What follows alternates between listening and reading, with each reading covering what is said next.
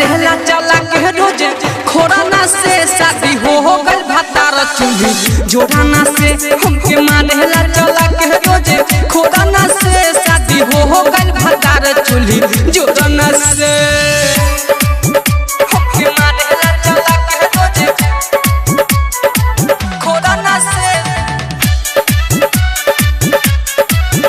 शादी हो गल भतार चूल्ही जोड़ाना से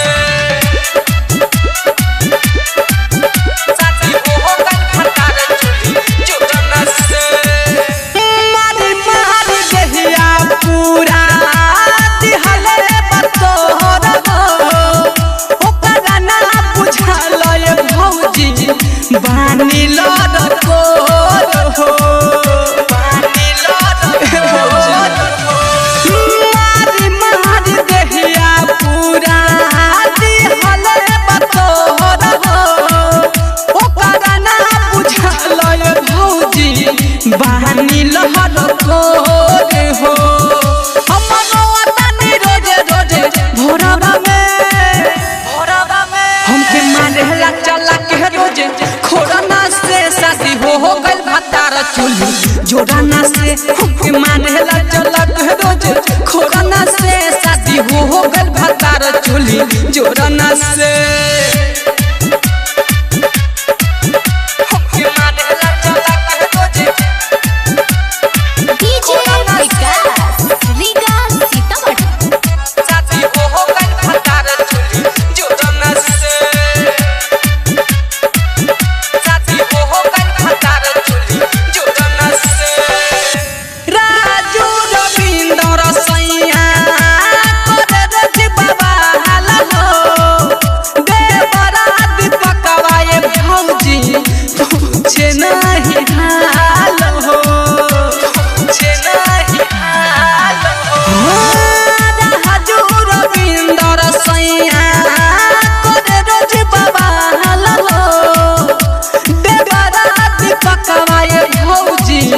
पूछे नाही हाल हो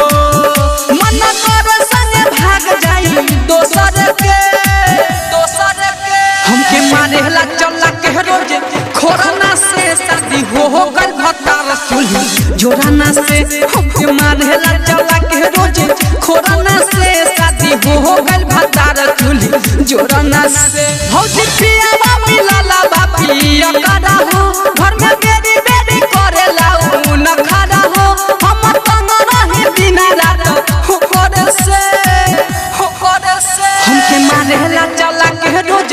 खोराना से शादी हो गल भतार चूल्ही जोड़ाना से हमके मारेला चला के रोज खोराना से शादी हो गल भतार चूल्ही जोड़ाना से डायमंड रिकॉर्डिंग स्टूडियो